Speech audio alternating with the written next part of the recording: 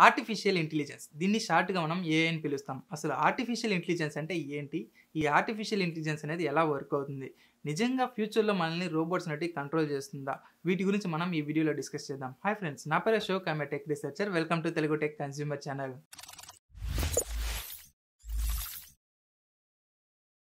మన human beings ఎలాగైతే పుట్టినప్పటి నుంచి కొత్త కొత్త విషయాలు తెలుసుకుంటూ మనల్ని మనం ఇంప్రూవ్ చేసుకుంటూ మన ఓన్ డెసిషన్‌ని మనం తీసుకోగలుగుతున్నామో, కంప్యూటర్‌కి ఇలాంటి ఇంటెలిజెన్స్ ఏవి నేచురల్‌గా రావు.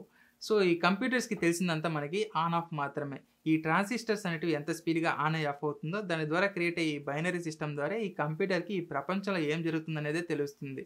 సో, మనకున్న మొత్తం ఇంటెలిజెన్స్‌ని ఎలాంటి ఇంటెలిజెన్స్ లేని ఒక డివైస్‌కి ఇంప్లిమెంట్ చేయాలంటే, అసలు ఇంటెలిజెన్స్ అంటే ఏంటని మనం తెలుసుకోవాలి. సపోజ్ మనం వాటర్ తాగాలంటే ఒక టంబ్లర్ తీసుకొని అందులో ఉన్న వాటర్ తాగడం అనేది మీకు చాలా సింపుల్‌గా అనిపిస్తుంది.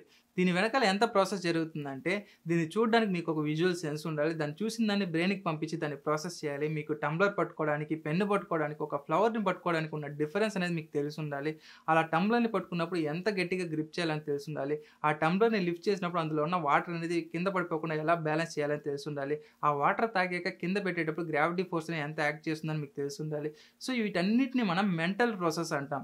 Logic, understanding, self awareness, learning, emotional knowledge, reasoning, planning, creativity, critical thinking and problem solving ఇలాంటివన్నీ మనకే తెలియకుండా మనం చాలా సింపుల్‌గా చేస్తూ ఉంటాం.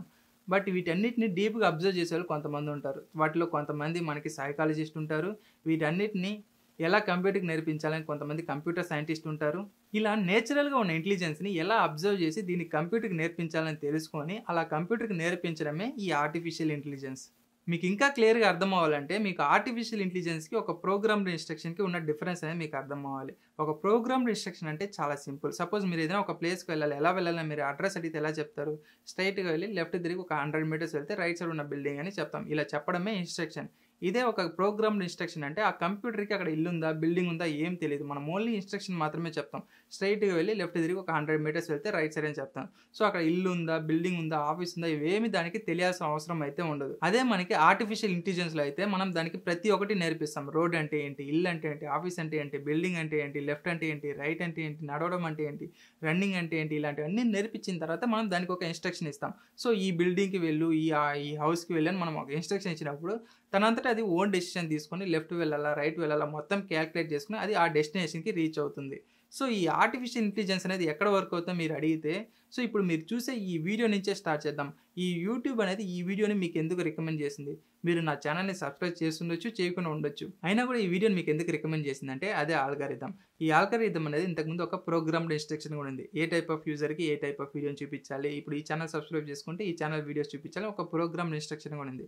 ఇప్పుడు ఈ ఆల్గారిథం ఎలా ఉందంటే ఒక్కొక్క యూజర్ ఏ టైప్ ఆఫ్ వీడియోస్‌ని చూస్తున్నాడు, ఏ టైప్ ఆఫ్ వీడియోస్‌ని ఇష్టపడుతున్నాడు, ఏ టైప్ ఆఫ్ టైటిల్స్‌ని ఇష్టపడుతున్నాడు, ఏ టైప్ ఆఫ్ థంబ్‌నెయిల్స్‌ని క్లిక్ చేస్తున్నాడు, ఏ టైంలో ఏ ఛానల్స్ వీడియోస్‌ని చూస్తున్నాడు. ఇలా ప్రతి ఒక్కటి నువ్వే అర్థం చేసుకొని యూట్యూబ్‌కి వచ్చే ఒక్కొక్క యూజర్ ఏ వీడియోస్ చూపిస్తే ఎక్కువ సేపు ఉంటాడో అలాంటి వీడియోస్ చూపించని ఒక ఇన్‌స్ట్రక్షన్ ఇస్తే దాన్ని బేస్ చేసుకొని తనంతట తాను అర్థం చేసుకొని అలా ఎవాల్వ్ అయిన ఒక అల్గారిథం వల్లే మీకు ఈ వీడియో కానీ ఇంకా చాలా వీడియోస్‌ని మీకు రికమెండ్ చేస్తుంది.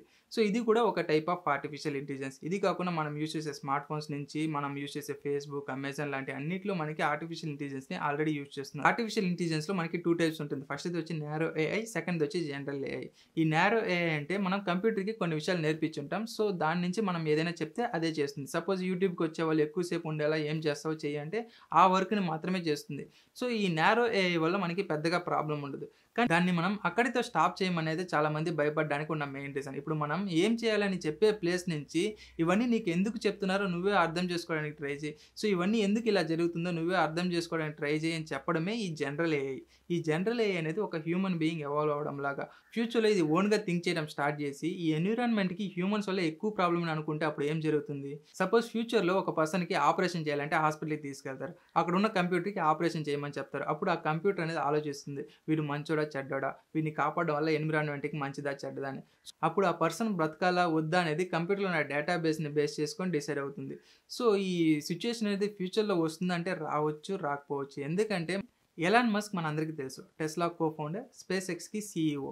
సో, ఇతను ఏం చెప్తున్నాడంటే ఈ ఆర్టిఫిషియల్ ఇంటెలిజెన్స్ అనేది న్యూక్లియర్ హెడ్ కన్నా డేంజర్. సో, దీన్ని ఇప్పటి నుంచే గవర్నమెంట్ అనేది రెగ్యులేట్ చేయకపోతే ఫ్యూచర్‌లో దీనివల్ల హ్యూమన్స్‌కి చాలా ప్రాబ్లమ్స్ అనేటివి క్రియేట్ అవుతుందని తను చాలా ఇంటర్వ్యూస్‌లో చెప్పడం జరిగింది. అండ్ మనందరికీ తెలిసిన గ్రేట్ థింకర్ స్టీఫెన్ హాకింగ్ తన బుక్స్‌లో ఏమని చెప్పడం జరిగిందంటే ఈ మన హ్యూమన్ బీయింగ్స్ అందరూ లిమిటెడ్ బై దేర్ బాడీస్. మనం ఏదైనా ఒక విషయాన్ని క్యాలిక్యులేట్ చేసే లోపలే కంప్యూటర్ అనేది ఆ విషయాన్ని ఫ్రాక్షన్ ఆఫ్ సెకండ్స్‌లో కరెక్ట్‌గా క్యాలిక్యులేట్ చేస్తుంది. మనం క్యాలిక్యులేట్ చేసింది రైట్ అవ్వచ్చు, రాంగ్ అవ్వచ్చు, కానీ కంప్యూటర్స్ అనేటివి కరెక్ట్‌గా క్యాలిక్యులేట్ చేస్తుంది. అలాంటి కంప్యూటర్స్ అనేటివి ఓన్‌గా థింక్ చేయడం స్టార్ట్ చేస్తే ఫ్యూచర్‌లో ఈ హ్యూమన్ బీయింగ్స్ అనేటివి ఎగ్జిస్ట్ అవ్వడానికి అవసరం అనేది లేకుండా పోతుందని చెప్పడం జరిగింది. కానీ ఈ ఫేస్‌బుక్ సీఈఓ మార్క్ జుకర్బర్గ్ గాని, ఈ అమెజాన్ సీఈఓ జెఫ్ బెజోస్ గాని వీళ్ళేం చెప్తున్నారంటే, మనం యూజ్ చేసే సెల్ ఫోన్స్, కంప్యూటర్స్ లాగే ఈ ఆర్టిఫిషియల్ ఇంటెలిజెన్స్ కూడా ఒక టెక్నాలజీ. ఇది ఫ్యూచర్‌లో మనకి హెల్ప్‌ఫుల్‌గా ఉంటుంది. దీనివల్ల ఎలాంటి ప్రాబ్లమ్స్ ఉండవని వాళ్ళు చెప్తున్నారు. ఈ ఆర్టిఫిషియల్ ఇంటెలిజెన్స్ గురించి ఒక్కొక్కరికి ఒక్కొక్క ప్రిడిక్షన్ ఉన్నప్పటికీ దీనివల్ల ఎలాంటి ఇంపాక్ట్ ఉంటుందనేది మనకి ఫ్యూచర్‌లోనే తెలుస్తుంది. ఆర్టిఫిషియల్ ఇంటెలిజెన్స్ గురించి ఒక్క వీడియోలో ఎక్స్‌ప్లెయిన్ చేయడం అనేది చాలా కష్టం. సో, నాకు తెలిసినంత వరకు నేను సింప్లిఫై చేసి చెప్పడానికి ట్రై చేశాను. ఈ వీడియో లాస్ట్ వరకు చూసిన వాళ్ళందరికీ చాలా థాంక్స్. అండ్ ఈ ఆర్టిఫిషియల్ ఇంటెలిజెన్స్ గురించి మీకు అర్థమైతే ఒక లైక్ చేయండి. మీకు ఏమైనా డౌట్స్ ఉంటే కామెంట్ సెక్షన్‌లో చెప్పండి. ఇలాంటి మరిన్ని ఇన్ఫర్మేటివ్ వీడియోస్ చూడాలనుకుంటే మా ఛానెల్‌ని సబ్స్క్రైబ్ చేసుకొని పక్కన ఉన్న బెల్ బటన్ క్లిక్ చేయండి. And thank you for watching. Have a great day. Take care. See you next video. Jai Hind.